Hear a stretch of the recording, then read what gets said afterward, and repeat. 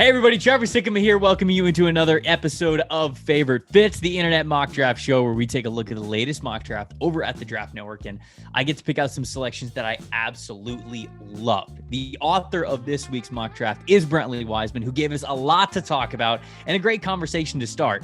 We're starting at number 5 overall with the Cincinnati Bengals, where he had them taking offensive tackle Penei Sewell. Now, Trevor, this has been a mock draft pick for months. Why would you make this a favorite fit? This is almost the obvious choice. Well, not so fast, my friend. I mean, when I look at some debates that I've seen on Twitter and with people in the premium Slack over at the TDN channel, some Bengals fans want a wide receiver, so much so that they might want a wide receiver, Ja'Marr Chase specifically, over Penei Sewell. And I'm here to say, no.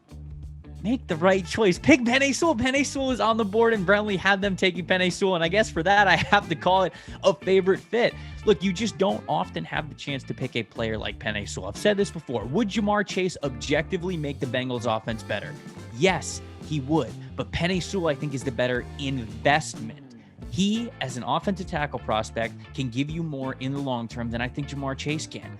You look at the wide receiver landscape and you say, okay, teams have an ability to get a wide receiver one type of player probably once every 3 years. No matter what team you are, whether it is through the draft or through free agency, you're going to have your chance to go get a good wide receiver, especially one of wide receiver one caliber. How often do you get to pick a player like Penei Sewell? I would tell you much less frequently. And so when you have this on the board, don't let signing Riley Reiff to a 1-year deal sway you or keep you from drafting a player like Penei Sewell. This is the guy who you need to draft for the long term. And with that, I think it's a great pick.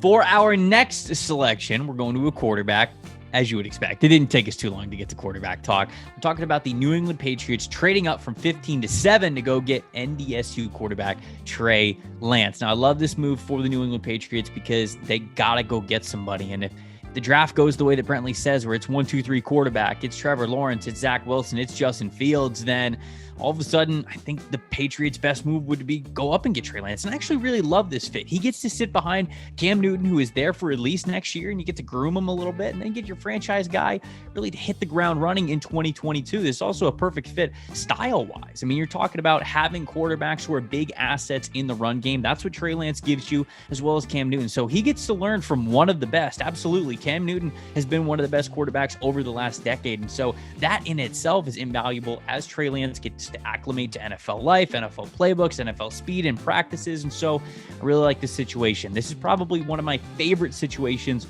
for Trey Lance. And for that, it gets a favorite fit. Last but not least, we're staying in the top 10. We're sticking with the Carolina Panthers at number 8. Now, they made the big news of the NFL world this week when they traded for former New York Jets quarterback Sam Darnold. And so that probably takes them out of the quarterback talk in the top 10. General manager Scott Fitterer, he said, no, we can still draft quarterback. I just don't think that's going to happen anymore, especially with them picking up Sam Darnold's 5th-year option next year as well. I don't really see them drafting a quarterback at number 8. So Brentley has them staying at number 8, first and foremost, and picking Northwestern offensive tackle Rashawn Slater as Penei Sewell was off the board. And I love it. I think this is the direction that they've got to go. This is probably the one that they're looking at. They've got Taylor Moton on the right side, who they gave the franchise tag to. They're going to lock him up in a long-term deal, but you just don't know when that's coming. They've got Greg Little on the left side playing tackle over there, but I think they could certainly use an upgrade. They would love to be able to play Rashawn Slater at the left tackle spot. They would love to have Greg Little be more of a swing offensive tackle to be their first guy in if something were to happen to their starters of Slater and Moton. So I think that this is the big area that they could upgrade as they are figuring out who exactly is going to be their future franchise quarterback, whether it's Sam Darnold or someone else. They need to invest in the offensive line and make sure that when they're ready to make that decision, the offensive line in front of that quarterback is also ready to take that next step. All right, that's all for favorite fits this week, but little teaser for next week. The focus of Mock the Mock and Favorite Fits is going to be my brand new mock draft that's going to be coming out on Monday. I think this is my last mock draft. No, okay, no. There's one that I'm doing draft week, but this is the last mock before that final mock that we're doing on draft week. And so, I'm going to be doing this one with my ears. It's going to be a lot of what I am hearing teams will be doing. It's going to be a predicted mock draft. And then, of course, for the shows that we're doing here on the YouTube channel, I'm going to take you guys' tweets, you guys' reactions, picks that you really loved, picks that you hated. Those will be the subjects of Mock the Mock and Favorite Fits. So make sure you get in, read it, comment in on it, get in on the show. We'll see you guys then.